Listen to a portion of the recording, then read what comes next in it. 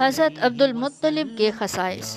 حضرت عبدالمطلب کعبۃ اللہ کے خادم و متولی، نور محمدی کے امین و وارث اور امور حج و زیارت کے نگران و ذمہ دار ہونے کی وجہ سے بڑے ہی جہاں دیدہ اور صاحب معرفت تھے۔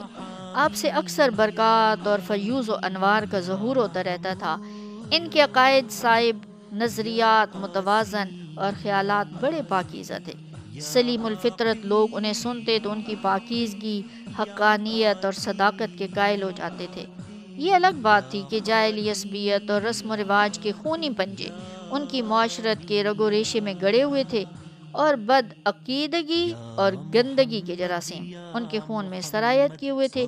اس لیے تعلیمات عبد المطلب سے متاثر ہونے کے باوجود وہ عملی طور پر ان کو قبول نہیں کرتے تھے، یہاں تک کہ ان تعلیمات کو اسلام نے عام کر دیا اور اس حقیقت پر مہر تصدیق ثبت کر دی کہ اسلامی تعلیمات فطرت کے مطابق ہیں، اور جو بھی سلیم الفطرت ہے یہ اس کے دل کی آواز ہیں، اور عبد المطلب انہی لوگوں میں سے ہیں جو سلیم الفطرت ہیں۔